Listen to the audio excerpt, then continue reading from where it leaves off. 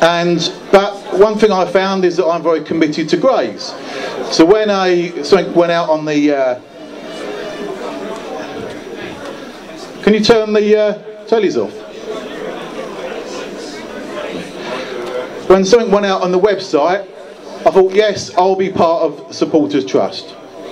And so did my colleagues, who are John Taylor, well known as JT on the website, Tony Packer, who most of you probably know,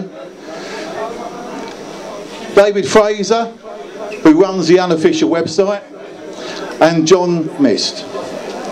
In addition to that, we've got Steve Allen, who many of you may know as Muttley, who's been a great supporter of the Trust as well, but unfortunately can't be here today, as well as Mark Popham and David Cox, and a few others that have really supported us to get it off the ground. So first of all, I'm going to tell you what a Supporters Trust is. Well, I'll tell you what it is. It's a formal organisation. So this is not a supporters association like GASA. This is the formal association. It's inclusive. Everyone can be a member. Even the youngsters can be a member. But unfortunately you can't vote. So everyone can be a member, and everyone has one vote. So it's one member, one vote. It's affordable. We want to make sure that anyone that wants to be part of the Supporters Trust can afford to be part of it. We do intend to have a family membership as well, so that a family can join as a group. It's democratic, as I say, it's one member, one vote. And it's non-profit making. So unfortunately, if you join the Trust, you won't make any money out of it. But the good thing is, you won't lose any money either, other than the money that your membership fee. So it's an organisation which is established, administered, run by the fans for the sole purpose of benefiting the fans and the community of the club that they support. The Trust is totally independent of the club and cannot include any employees of the club. So if you're employed by the club, you cannot be a member of the Supporters Trust.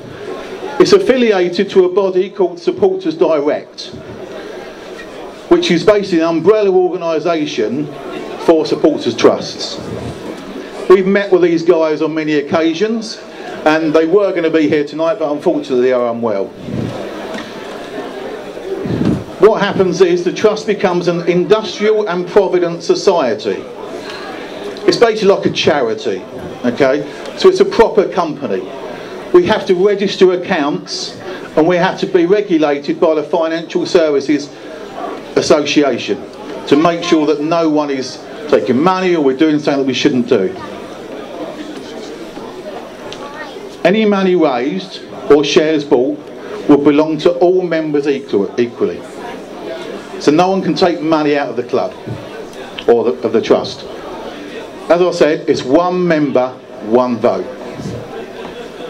Any paid up members can put themselves forward to be elected to the board of the Trust. It started as a project called the Big Day Out, and it's basically to make football all-inclusive with the local community of Greys.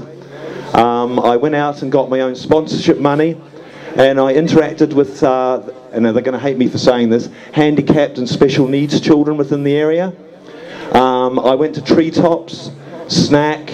I also got involved Ricky, who's one of our ex-stewards, through Meeson's Lodge and Lilliput, and basically through getting my own sponsorship, I enabled effectively 36 people, 23 children, and 13 of the carers to come along to that game free of charge.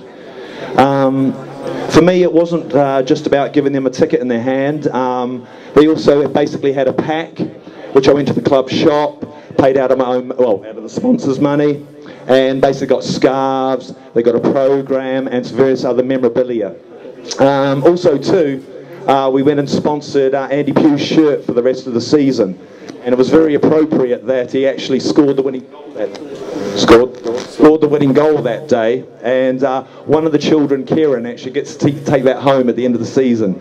So that's something that I'm looking to do next year, probably 3 or 4 events every season moving forward, to to basically bring people who don't normally come to Grays or would very rarely get out. And that's something that I see as being all-inclusive and community involvement. So, you know, and I'm actually going to hand that project over to Ricky Fallon's over there for next year, because I've got other things like the memorabilia stuff and celebrating the history of Grays athletics. So I want to move on to other projects, but I just wanted to prove to the, well, to the working group members we could do a project, get it up and running, run it successfully, and then move on to the next thing. But that's, I'm very passionate about that anyway, as far as young children and getting them involved.